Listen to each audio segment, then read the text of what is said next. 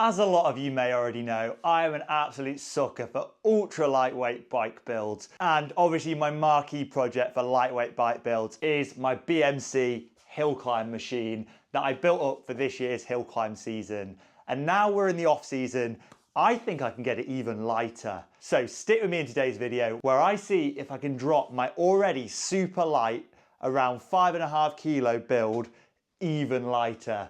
And maybe, who knows, I might even be able to crack that 5 kilo mark. First up, a part that actually is new to the build and was new for the National Hill Climb is this ultra light carbon fiber saddle.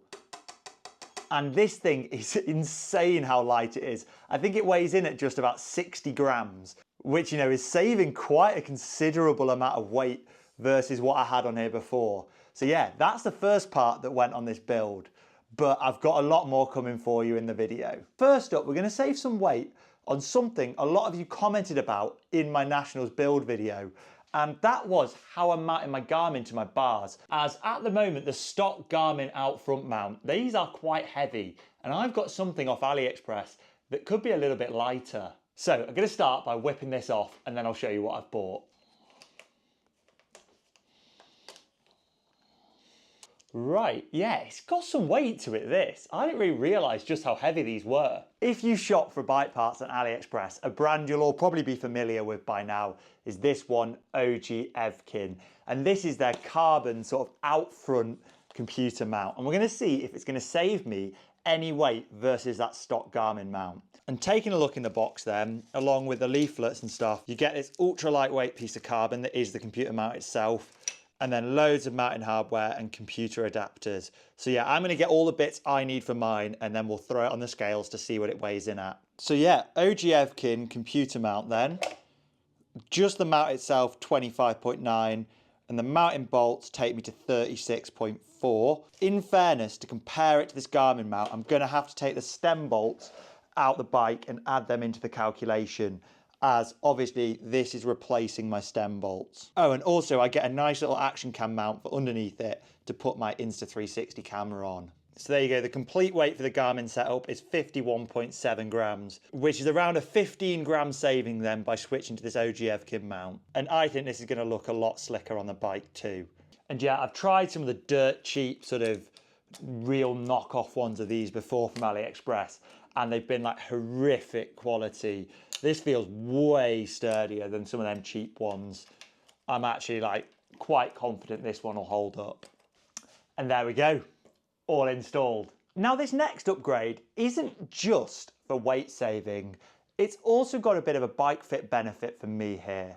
If you notice, I always end up running my saddle super slammed forward on the rails, and that's because I like a really sort of zero offset seat post, so I'm directly as above the BB as I can be. Now obviously this bike has a D-shaped sort of proprietary seat post, so I just assume there's no way I could get a zero offset seat post for it, as the one it comes with has a pretty aggressive 15mm offset, which, you know, isn't great for when you're like me and you want to be slammed forwards. So I did a bit of searching on AliExpress and I noticed a brand was actually selling them. So of course I had to go out and buy myself one.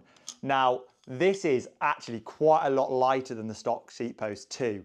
However, it was rather expensive. I think this cost me around £90, which for an AliExpress carbon seat post is insane money. But if it's going to save me weight and improve the fit of my bike, it was a trade-off I'm willing to make. Now, overall, the fit and finish of this post is really good, except for the seat clamp parts do seem a little bit rough around the edges. Now, I don't really mind all too much on my hill climb bike, you know.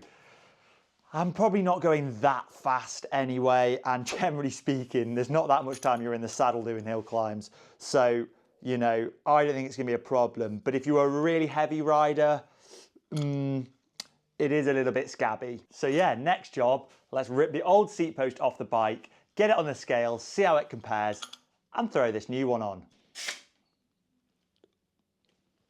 I've just unplugged my Di2.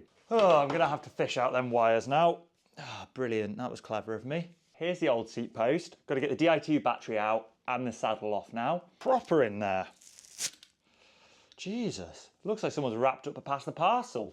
Zeroing the scales, the old post with clamp is weighing in at 198 grams. So that is actually quite heavy.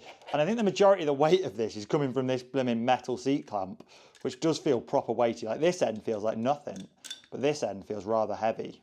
And when we compare it to the new post, again with clamp, but this time the bottom half made of carbon, this is clocking in at just 129 grams. So a whopping 70 grams saved there. As I said before, the primary motivate for this wasn't really weight saving, but it was a bike fit one, as I've gone from this really heavily offset post to a zero offset, which should be a lot more comfortable for me. That is phenomenal. Saddle and seat post clocking in at under 200 grams. That is a very rare sight to see. There's no ad in today's video, but I've just got one small favour to ask of you all. Currently, 78% of my viewers are not subscribed. So if you're in the 78%, please do me a huge favour and click the subscribe button down below. It really helps the channel when I'm trying to negotiate with brands to get access to exciting products to show you all. So thank you so much for subscribing. Now it's time to get back on with the weight savings. Another thing I did when I first built the bike is I left some of the wiring in for the front mech in case I ever wanted to quickly switch back to 2x. Given I've not done that all season, I think it's finally time to slim down on the wiring and, you know, save a little bit more weight. Unfortunately, to do that, I'm going to have to take the chain set off. Perfect time to use my AliExpress bearing extractor tool to pull the bearing out so I get better access to the BB actually. And I can pull out all of this massive bundle of cables really. And I think I'm just going to take it all out and thread it all back in again because there's a ton of unnecessary wiring in here. This is adding a bit of weight to the build. Right, and there we go. Got rid of this whole bundle of bubble wrap and this extra wire I didn't need. And yeah, just the stuff I need, including that little junction box. Let's push it all back in and get this bearing pressed back in place. Now I've got access to the wire. Let's get the seat post plugged in. Check the Di2's working. Yep, let's get it shoved into the frame. Ooh, I'm going to make sure to put a bit of carbon grip on the post as well, just so it stays nice and in place. Let's make sure we get the height set up pretty much correct. I mean, that's way too low currently. I love it when a seat post has height markers on it though. It means adjusting way easier. You know, you take your measurement once and then you can just quickly adjust and perfect. 78 centimeters, exactly where I need it. And being a D-shaped seat post, wow, so an absolute pain to get replacements for. It's nice and easy to not have to faff with getting your seat straightened. And yeah, there you go. Ultra light seat post and saddle installed and ready to go. Okay, and while it's out the bike, the next thing I want to turn my attention to is the crankset. Now this is actually quite a lightweight GXP SRAM red crankset, which I bought on eBay for about 70 or 80 quid. And yeah, it served me really well, but I've got something off AliExpress that could be a little bit lighter. And that's these Big Rock RS crank. Now these are standard sort of 24mm axle cranks, which means all I have to do is remove this little red shim from my BB, which I've already done nicely. And yeah, they are full carbon crank arms, like with the SRAM ones. However, these use, instead of a steel axle, I'm really excited because these use a titanium axle, which obviously is super lightweight. So yeah, in the box, we've got a titanium axle and all the standard mounting hardware.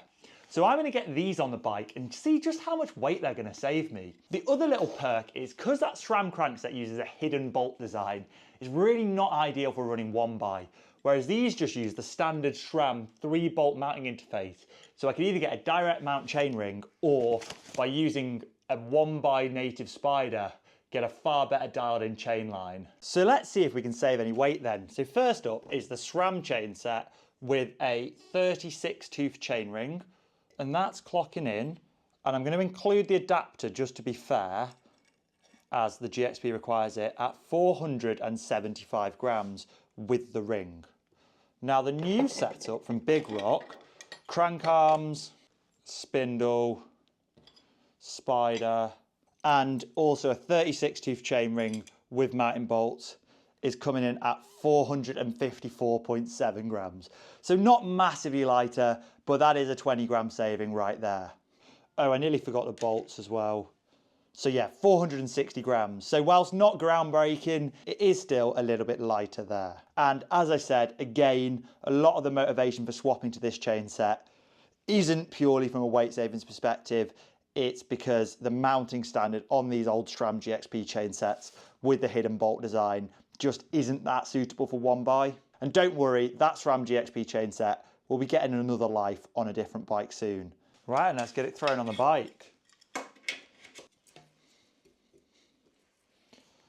Now the last thing we're going to focus on is the rear mech end of the bike, and specifically the hanger. Now if you know, with these Shimano 11-speed sort of R8000 generation rear mechs, they use a sort of integrated B-link that is designed to be able to be replaced with a direct mount rear mech hanger. Now for this 2014 edition Team Machine, I couldn't find one. However, it looks very similar to the 2020 model. So I've gone on AliExpress and bought a 2020 direct mount hanger to see if it works, because yeah, as I said, the shape looks very similar. Now this could be a complete failure and it could completely go wrong here, but I wanted to give it a go, so let's see if it does work. First up, I'm going to get the rear mech off and get the old hanger off and see if it looks like it's going to work here. The nice thing with Di2 is obviously to take your rear mech off, all you got to do is unplug it, no worrying about like re-indexing it or anything. And yeah, let's see if this is going to work. Now, mech hangers really are not meant to be used on the wrong bike. But yeah, as I said, this is just for the next year's BMC and it looks almost identical in shape and size. So I'm wondering if the reason they call this a 2020 hanger is just because that's what the 2020 bike came stock with and there's no inherent compatibility issues. So yeah, let's take the old one off and just see how compatible this is looking. So yeah, if we compare the two, they are basically identically shaped, except for obviously this one has the direct mount part. Yeah, they are identical, or at least the bit around the dropouts and where the bolt holes are is identical on them. So yeah, let's just see if it works. I mean, as I said, it could be a complete failure and you know, I might wreck this, but it's worth a try, eh? While I've got the hanger off, I'm gonna give it all a good clean up round here. Oh, and before I try fitting it to the bike, I'm going to throw this on the scale so we can work out how much weight we're going to save. So the new direct mount hanger is 15.1 grams. So let's have a look at the old hanger's weight with the little bolts. We're at 12.1, but then the key bit is you've also been able to remove the B-link, which takes us up to 28.6 grams. So that there, while supposedly improving shifting as well, has saved me a whopping 12 grams, which sounds like nothing, but in the world of hill climbing, every little bit of weight saving counts. Who knows whether this is going to work? I'm really hoping it does, because I really like the look of these direct mount hangers, and they're supposedly meant to slightly improve your shift quality as well. But look at that, that fits perfectly actually. It's completely seamless with where the dropout is. So they're definitely the same shape at least. Just I guess it's going to be a case of whether the angle's correct on it, which we'll find out shortly, I assume. Let's get that bolted in nicely there. Not too tight, I don't want to crack my frame or anything. All I need to do now is bolt this into there. And let's see if it works. Because if it does, this is a really good hack for anyone who owns these old 2014 BMCs. Now, one thing I'm not going to do today, but I probably should, is remove this OSPW, as it does add a bit of weight and I'm really skeptical about whether there's any performance advantage. Let me know in the comments below, should I remove it or should it stay on the bike? And then plug the mech back in. Okay, so that shifting's going to need a little bit of tuning. Well, I have to say the shifting seems absolutely spot on. Possibly better than it was before even, like crazy good. So far then, on my BMC, I've upgraded the saddle, the seat post, the derailleur hanger, the crankset, and the Garmin mount. And we're about to find out just how much weight that has saved. Now, unfortunately, I didn't have time to show you all the upgrades I have planned in today's episode, so there will have to be an episode 2 in the coming weeks. So make sure, just before I throw it on the scales, to get yourself subscribed down below to see how close I can get to that magic 5 kilo mark. So yeah, I've done the classic YouTuber move and bought a Park Tool scale to make it far easier for you all to see the weigh-ins, and hopefully it's worth the investment. Also, I've got it clamped on the stand so it is as accurate as possible. Me faffing around with that little luggage scale, I don't think was very accurate in the past. So this should be spot on accurate and a good reference point moving forwards. I think that 5.5 kilos I claimed we were starting at was a bit ambitious, as I think them luggage scales I was using before definitely have a tendency to underread. But without further ado, let's get the scales fired up, zero them, and let's see what we're weighing in at. So, without pedals, but with computer mount, 5.37 kilos, which I think is a pretty respectable weight given I've got quite a lot of upgrades to go. Now, am I going to be able to get this bike sub 5? Well, I think it's going to be a real challenge, and I'm going to have to be as creative as possible in thinking of all the different upgrades I can do in order to shave off even more weight. I've already got some in mind, but I think I've only got about 200 grams worth of stuff that I definitely can do. So you'll have to let me know any suggestions you have in the comments down below, because yeah, getting it under the 5 kilo mark would be an absolute dream. However, yeah, as I was saying, I'm not sure whether I have got that much weight to be saved. If you want to check out any of the products I've talked about in this video, I will leave them all linked in the description so you can have a look. Most of them coming straight from AliExpress.